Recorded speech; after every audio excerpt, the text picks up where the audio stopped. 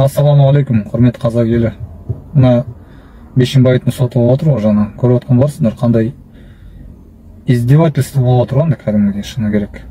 Алла сақтасын. Адам айуандықпен басқа адамды өлтіріп тастады. Соны енді ақтап жатыр да, сотым бар, адвокаттарым бар, бәрі ақтап жатыр да.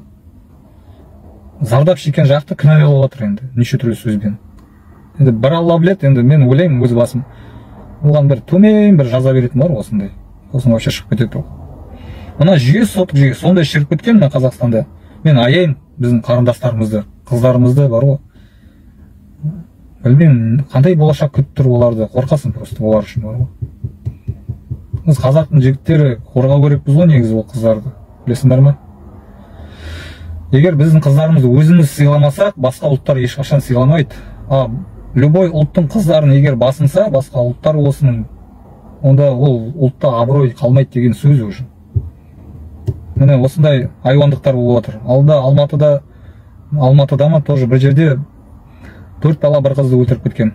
Жақындар жылап жатыр. Отырғыза ма, отырғызмай ма, бір Алла біледі дейді аналарды.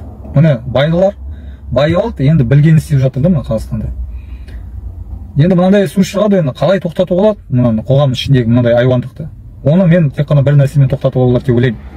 Біздің ата заңымыз бар. Енді білесіңдер ғой, елдің аузында жүр ол сөз. Мен алдында да айттым, қанға қан, жанға жан тек қана. Болды. Кек алу сосын. Егер ол кек алу бұрыннан болмаса, онда қанға қан, жанға жан деген сөз шықпайтын еді осы. Кек алу керек обязательно. Кек алу деген қалай ол? Соттату емес. Сен көріп тұрсың, өзің кедейсің. Діндаға әлің келмейді. Білесің прекрасно, 100%, что сен жеңіп қаласың, адвокат жалдайсың ба, кім жалдасан да. Білесің, мына Қазақстан қандай жемқор екен, ақша беріп байлар құтылып жатыр, неше түрлі сұмдықтар жасап. Саған тек қана бір нәрсе қалады, ата-бабаның жолын ұстану. Біз тек қана жеңіл нәрселерін алып алғанбыз, дәстүрдің жеңіл нәрсе. Бірақ мынандай серьезный шарттар істеу үшін мынандай амалдарды қалдырып кеткенбіз. Өш алу керек, кек алу керек, қарындасымды зорлап кетті ме, өлтіріп кетті ме, надо отомстить. Жестоко надо отомстить. Білесіңдер, өздерің түсінесіңдер ғой ары қарай қалай істеу керек екен. Потому что тоқтамайды ол. У бедных кейде адамдарда мында шанс жоқ. Мен сіздерге айтайын конкретно. Қазақстанда бірдеме өзінікін айту, оны прекрасно қазіргі сот, мына көрсетіп жатыр, мына Бейшенбаевтың соты болып отыр. Бүкіл Қазақстанды көрсетіп жатыр ғой, қандай болады екен. Егер байлармен ілінісіп қалсаң, қандай нәрсе болады екен саған көрсетіп жатыр мына сот. Сосын да мына қазақтың жігіттеріне айтамын, біріншіден қорғайық қарындастарымызды, екіншіден өлтірді ма сен қарындасыңды, өлтіріп тастады ма, или зорлап тастады ма, Алла сақтасын, ешкім басына келмей ақ қойсын. Бірақ ол өмір ондай болып қалса, бостан босқа ақшаңды шашпа, сотқа барып, жаңа адвокат жалдап, бостан босқа жеңілесің. Білесің ғой не істеу керек екен. Ата бабаның жолына қайтыңдар.